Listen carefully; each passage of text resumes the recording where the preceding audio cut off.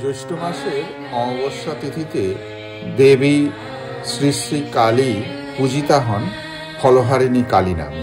বিশ্বাস এই যে ফলহারিণী কালী পুজো তিথিতে দেবীর পূজা আরাধনায় অশুভ কর্মফল নাশ হয় এবং দেবী শুভ ফল প্রদান করেন। মানুষ সারা জীবন কর্ম করে যান, কিন্তু মনে করা হয় এই কর্মফল যা কিছু সেটা মানুষের সৃষ্ট কর্মের ফল। সেই অশুভ কর্মফলের প্রতিকার এবং শুভ কর্মফল লাভ তার অধিষ্ঠাত্রী দেবী, যে দেবীর এই অশুভ ফল নাশ করেন, শুভ ফল প্রদান করেন, সেটা হচ্ছে শ্রী শ্রী দেবী কালিকা। এ তো গেল সাধারণভাবে এতদিন যা আমরা জেনে এসেছি, শুনে এসেছি, মানুষের ধ্যান ধারণা এইভাবেই গড়ে উঠেছে। এখন আমরা দেখব রামকৃষ্ণ ভাবানুরাগী ভক্ত যারা, তাদের কাছে আজকের এই তিথির তাৎপর্য কি। শ্রী শ্রী রামকৃষ্ণ লীলা প্রসঙ্গের প্রথম ভাগ থেকে আমরা জেনেছি যে 1280 খ্রিস্টাব্দের জ্যৈষ্ঠ মাসের অর্ধেকের উপর চলে গেছে। সে তিথিটা ছিল ফলহারিণী কালী পুজোর দিন, অমাবস্যা তিথি। ফলহারিণী কালী পুজো যেহেতু দক্ষিণেশ্বরে শ্রী শ্রী কালী মাতার পুজো হয়ে থাকে, মন্দিরে বিশেষ পুজো হয়ে থাকে, তাই ঠাকুর শ্রী শ্রী জগৎমাতাকে পুজো করার জন্য বিশেষ আয়োজন করেছেন। কিন্তু ওই পুজোর আয়োজন মন্দিরে না হয়ে তার ইচ্ছা অনুসারে গুপ্তভাবে তার ঘরে সেই আয়োজন করা হয়। পুজোর সময় দেবীকে বসতে দেওয়ার জন্য আলপনা দেওয়া একখানি পীঠ পূজকের আসনের ডান দিকে তৈরি করা হয়েছে। ক্রমে রাত গভীর হলো, অমাবস্যা তিথি পড়ে গেছে। রাত্রে মন্দিরে হৃদয়কে শ্রী শ্রী কালী মাতার অর্থাৎ মা ভবতারিণীর বিশেষ পুজো করতে হবে। সুতরাং ঠাকুরের পুজোর আয়োজনে যথাসাধ্যমতো সাহায্য করে হৃদয় চলে গেল। এদিকে রাধা গোবিন্দ মন্দিরের রাত্রিকালীন পূজা শেষ করে দিনু পূজারী ঠাকুরের এই বিষয়ে পুজোয় সাহায্য করতে চলে এলেন। সব আয়োজন সম্পন্ন করতে প্রায় রাত্রি 9টা বেজে গেল। শ্রীমতী মাতা ঠাকুরানীকে পুজোর সময় উপস্থিত থাকার কথা ঠাকুর আগেই বলে দিয়েছিলেন। তিনিও এখন ওই ঘরে এসে উপস্থিত হলেন। এবার ঠাকুর পুজোয় বসলেন। পূজার দ্রব্য সকল সংশোধিত করা হলো। তারপর আলপনা দেওয়া পিঠে শ্রী শ্রী মাকে বসার জন্য ঠাকুর ইঙ্গিত করলেন। পুজো দেখতে দেখতে মা আগেই অর্ধবাহ্য দশা প্রাপ্ত হয়েছিলেন। সুতরাং ঠাকুর কি করছেন তা সম্ভবত নাম বুঝেই শ্রী শ্রী মা মন্ত্রমুগ্ধ হয়ে সেই আলপনা দেওয়া সুন্দর পিঠে বসলেন। ঠাকুর কলসির মন্ত্রপুত জল দিয়ে বারবার শ্রী শ্রী মাকে যথাযথ অভিষিক্তা করলেন।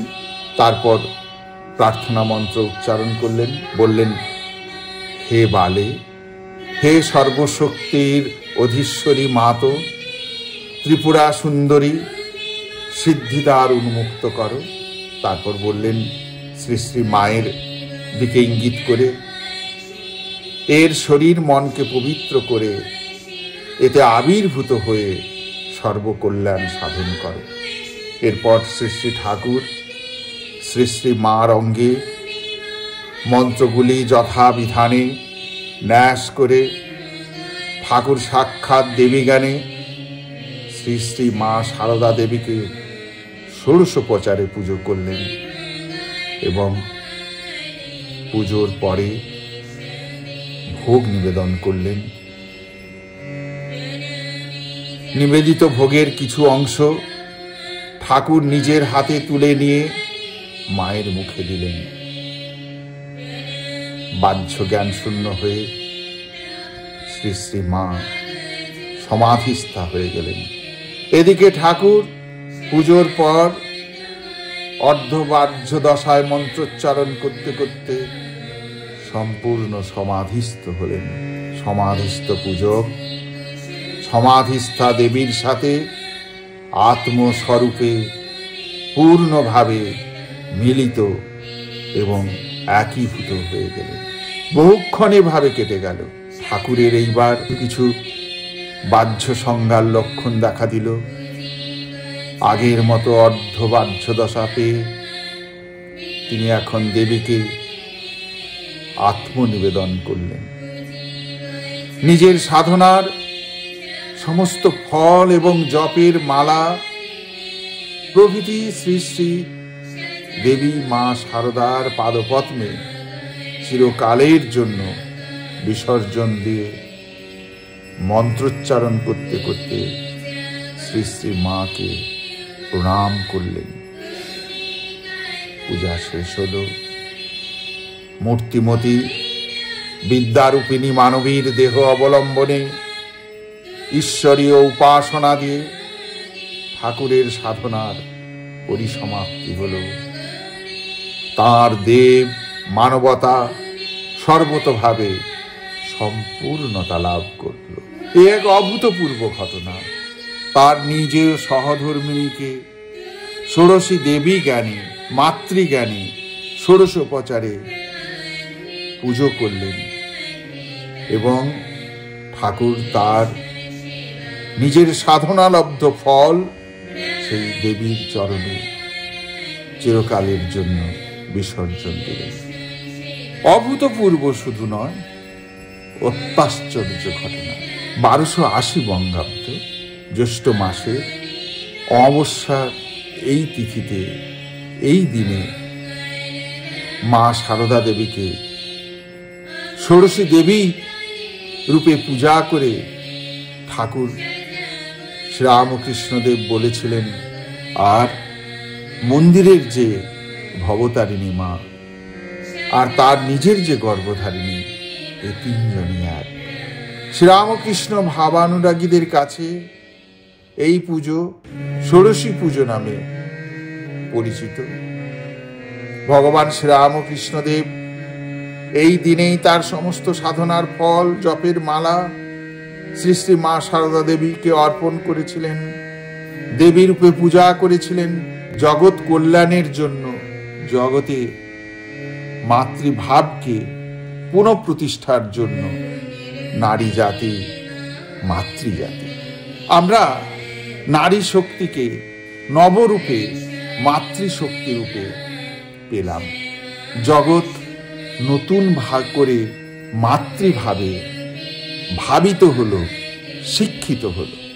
ফলহারিণী কালী পুজোর দিন ঠাকুর 18 বছরের শ্রী শ্রী মাকে সাক্ষাৎ ষোড়শী জ্ঞানে পুজো করলেন। মন্ত্রোচ্চারণ করতে করতে সমাধিমগ্ন হলেন। বাহ্যজ্ঞান তিরোহিতা মাও তখন সমাধিস্থা। সাধক আর আরাধ্যা দেবী আত্মস্বরূপে এক হয়ে গেলেন। সংবিত ফিরলে ঠাকুর মাকে প্রণাম করে অর্পণ করলেন নিজের সারা জীবনের সাধনার ফল এবং জপের মালা। বিশ্বের আধ্যাত্মিক ইতিহাসে এ এক গভীর তাৎপর্যপূর্ণ ঘটনা। জগতের ইতিপূর্বে এই ঘটনা কখনো ঘটেনি। জগতের ইতিহাসে শ্রীরামকৃষ্ণদেবের সাধনা যেমন তুলনাবিহীন, তেমনি আপামর জগৎবাসীর কাছে দাম্পত্যের এক যুগান্তকারী দৃষ্টিভঙ্গি নিয়ে এলেন ভগবান শ্রীরামকৃষ্ণদেব। নিজ জীবনের এই ঘটনা দিয়ে এই যুগান্তকারী দৃষ্টিভঙ্গি জগৎবাসীর কাছে তুলে ধরলেন। গৃহে ও সমাজে নারীদের স্থান কোথায় এবং তাদের প্রকৃত স্বরূপ কি, তাদেরকে কি রূপে দেখা উচিত, শ্রীরামকৃষ্ণদেব জগৎবাসীকে চেনালেন, চোখ খুলে দিলেন, চোখে আঙুল দিয়ে দেখিয়ে দিলেন, তুমি এভাবে দেখো, এভাবে দেখতে শেখো, এভাবে দেখার চেষ্টা করবে। নারীকে মা হিসাবে, তা তিনি সহধর্মিণী হলেও এত বড় গুরুত্বপূর্ণ ঘটনা, যা ভারতীয় আধ্যাত্মিক দর্শনে এবং ভারত তথা বিশ্বের সমাজ ব্যবস্থায় নারী শক্তিকে মাতৃশক্তি হিসেবে পুনঃপ্রতিষ্ঠা কেউ করেননি।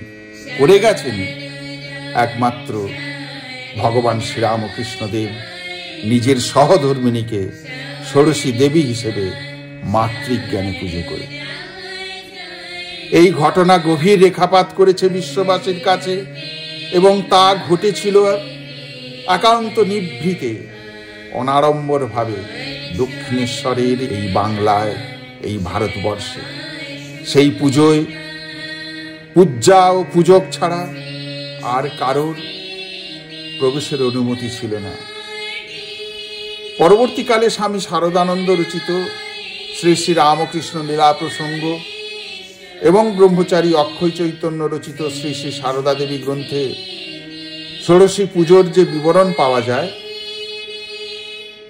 সেই বিবরণ থেকে জগৎ যেন জানতে পারল এক মাতৃশক্তি বিপ্লবের জন্মকথা। এ যাবৎ অবতার পুরুষগণ, বুদ্ধ, চৈতন্য প্রমুখ, তারা সকলেই স্ত্রীকে ত্যাগ করেই এগিয়েছিলেন সাধন পথে। শ্রীরামকৃষ্ণ যেন আক্ষরিক অর্থে বোঝালেন সহধর্মিণী শব্দের অর্থটা সঠিক কি। সেই সামাজিক প্রেক্ষিতে নারীর যে অবস্থান ছিল আর নারীর যে অবস্থান হওয়া উচিত, তাই শ্রীরামকৃষ্ণদেব দেখিয়ে দিয়ে গেলেন, যা উত্তরকালে নারী মুক্তির নান্দীমুখ হয়ে থাকবে, হয়ে থাকছেও। আর ঠিক এখানেই আমরা যেন প্রণত ভগবান শ্রীরামকৃষ্ণদেবের কাছে, তেমন শ্রী শ্রী মা সারদা দেবীর কাছে। উপযুক্ত আধার না হলে ঠাকুরের মতো সাধকের পুজো তিনি গ্রহণ করতে পারতেন না। তাই পরে মাকে যখন জিজ্ঞাসা করা হলো, ঠাকুর ভগবান হলে মা আপনি কে? মা বলেছিলেন, আমি আর কে, আমি ভগবতী।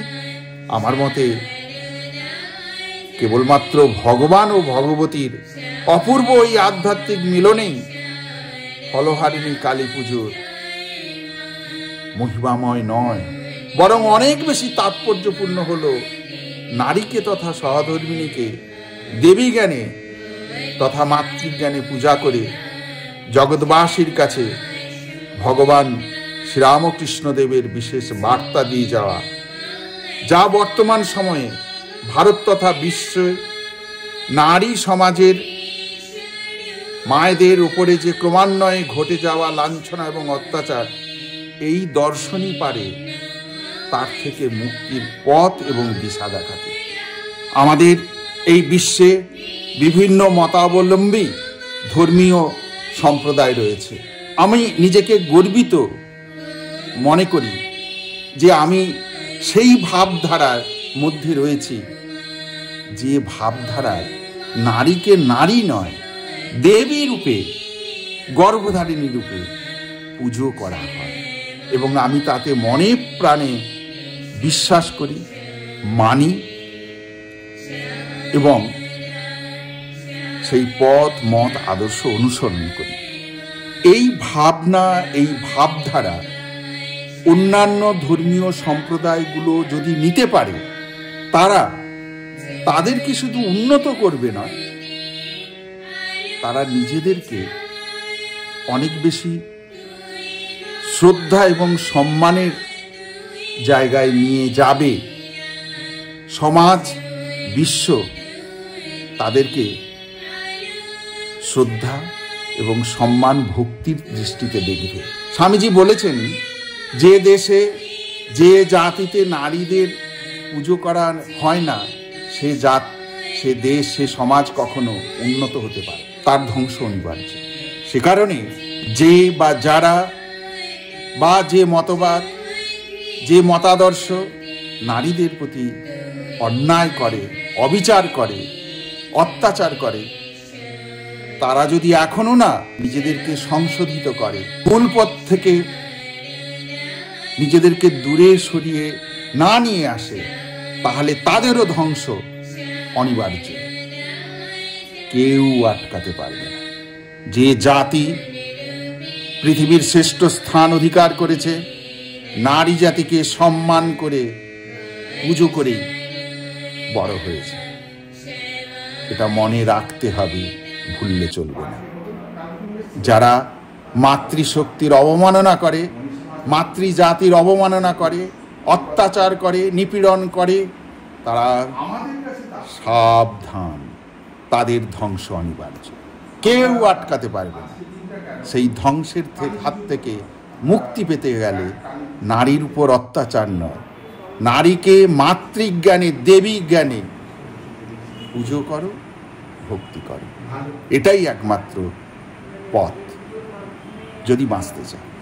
ফলহারিণী কালী পুজোর এইটুকুনি ভাব যদি আমরা সকলে গ্রহণ করতে পারি, তাহলে নিশ্চিতভাবে বলতে পারি ঠাকুর এবং মা সবচেয়ে বেশি খুশি হবেন, আনন্দিত হবেন। তারা তো রয়েছেন সদা বিরাজিত, হৃদয় মধ্যে রয়েছেন, সূক্ষ্ম দেহে রয়েছেন, আমাদের সকলের মধ্যে রয়েছেন। আপনারা সকলে ভালো থাকুন। আর আজকে ফলহারিণী কালী পুজোর দিনে রামকৃষ্ণ আশ্রম ঠাকুর বাড়িতে ঠাকুরের সন্ধ্যা আরতির পর মায়ের ষোড়শোপচারে পুজো হয়েছে, ভোগ নিবেদন হয়েছে, ভোগ আরতি হয়েছে, ভক্তরা পুজোর শেষে অঞ্জলি প্রদান করেছেন এবং উপস্থিত সকল ভক্তকে রাত্রে পুজোর যে ভোগ প্রসাদ ঠাকুরকে নিবেদিত, ঠাকুরের মায়ের পুজোর মাকে নিবেদন করা ভোগ প্রসাদ সকল ভক্তদেরকে বসিয়ে খাওয়ানো হয়েছে। আপনারা যারা আসেননি, আপনারা আসতে পারলে আপনাদেরও ভালো লাগতো। আশা করি এই ভিডিওটি আপনাদের দেখে ভালো লাগবে। সকলে ভালো থাকুন, সুস্থ থাকুন। নমস্কার।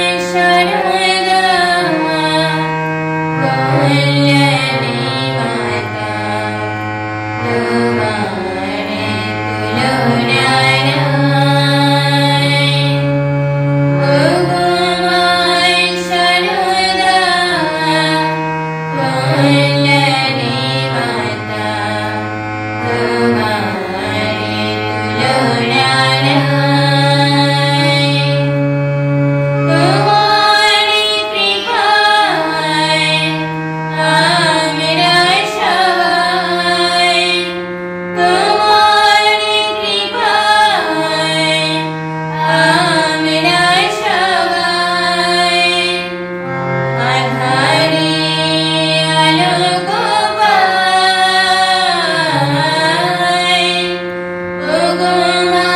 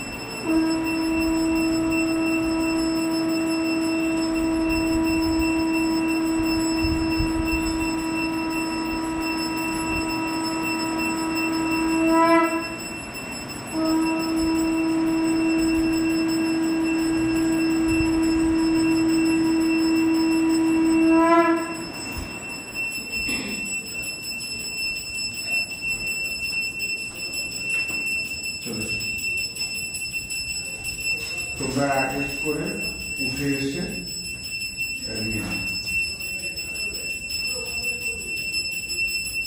এখানে বসিয়ে দাও সাইডে, সাইডে মাথা উপরে এসে সবাই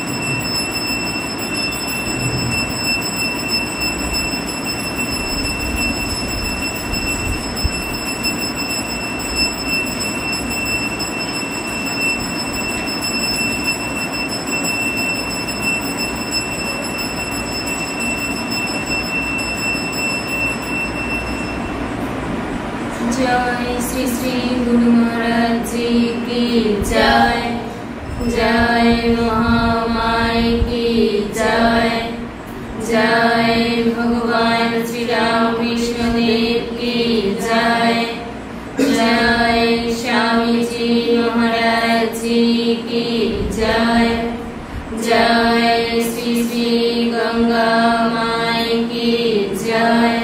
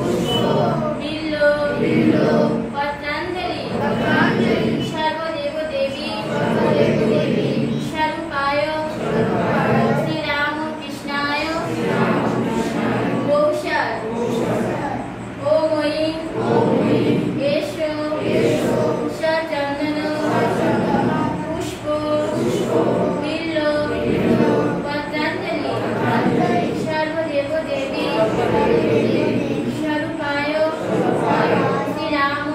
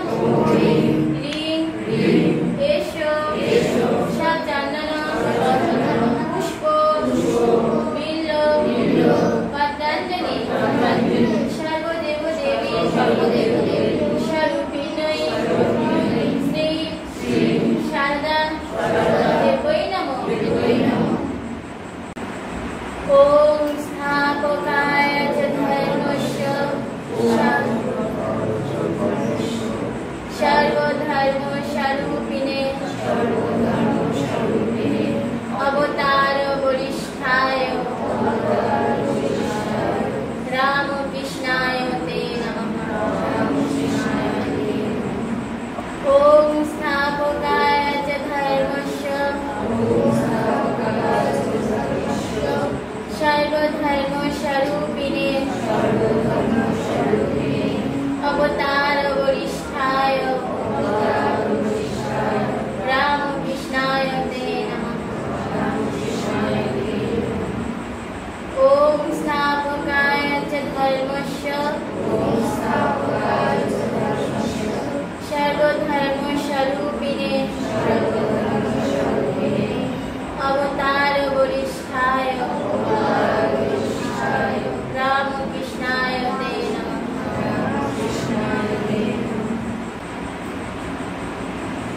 जय श्री गुरु महाराज जी की जय। जय महामाई की जय। जय महामाई की जय।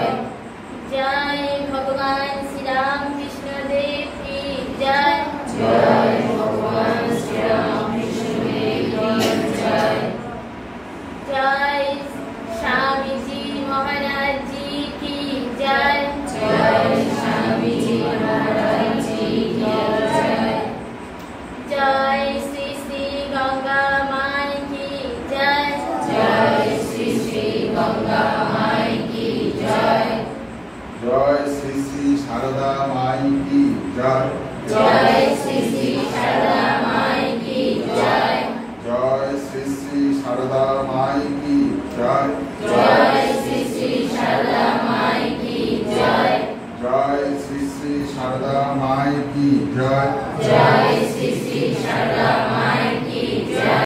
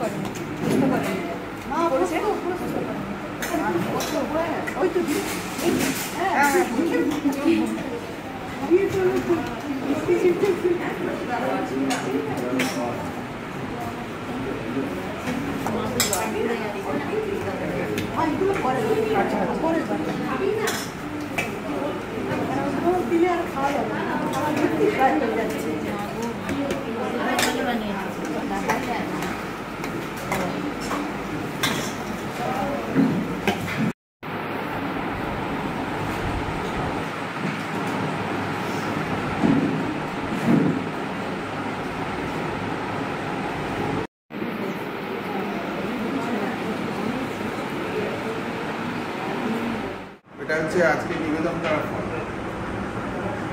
ফল পাবেই।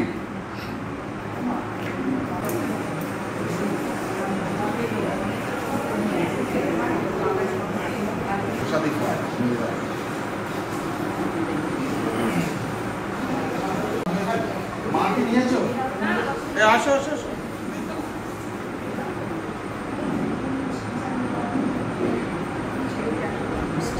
কাকে ছেড়ে দিয়ে আসো। ভালো লেগেছে এসে? হ্যাঁ?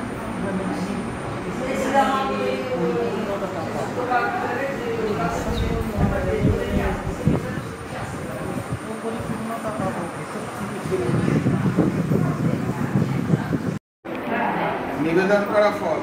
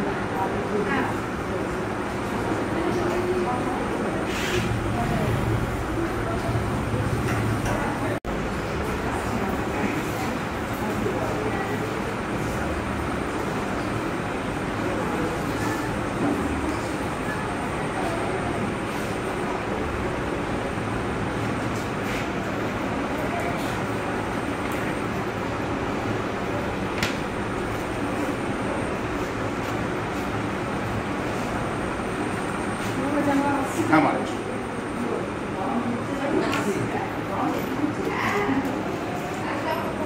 ঠাকুরের প্রসাদী ভক্তিভাবে বিকাশ করা।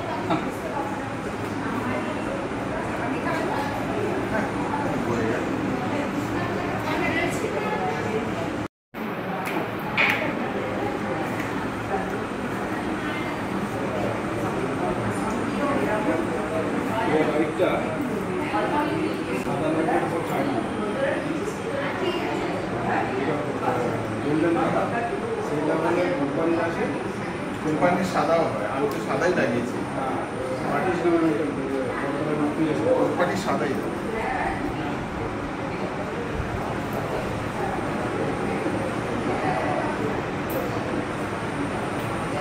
তুই প্রণাম করবি না? তাহলে পাবি না। প্রণাম করলে পারবি। আচ্ছা ঠিক আছে, ও করে নিচ্ছে আগে সবই।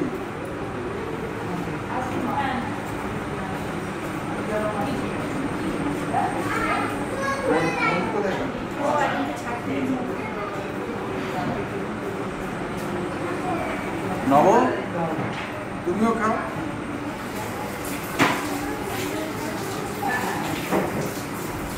নব, তোমার কি ছোট ছোট দেবো? ছোট হলেই ভালো। আমার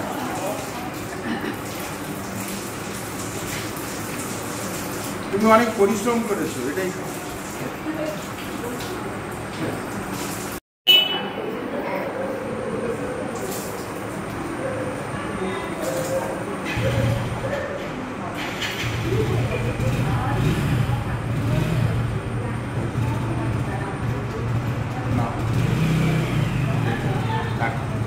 ঠাকুরের প্রসাদ।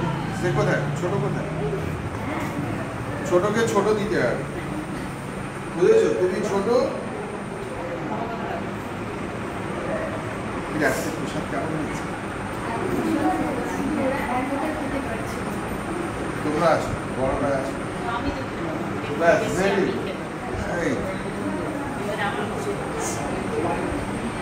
তোমার কষ্ট হচ্ছে? এসি চালিয়ে গিয়ে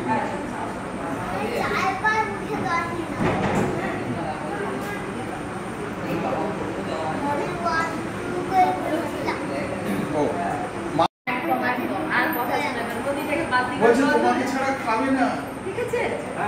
আবার এখনো পিছন পিছন করছে, আমি ডাকছি ফল দেওয়ার জন্য।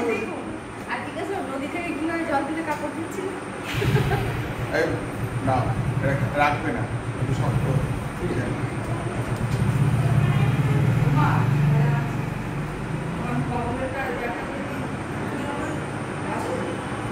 আচ্ছা, আর কেউ রইল বাকি? এটা ভালো হবে। আর সবচেয়ে বড় কথা ঠাকুর মায়েরও কি একই কালার না এটা হলুদ? তাহলে ঠিক আছে, কম্বিনেশন একদম ঠিক।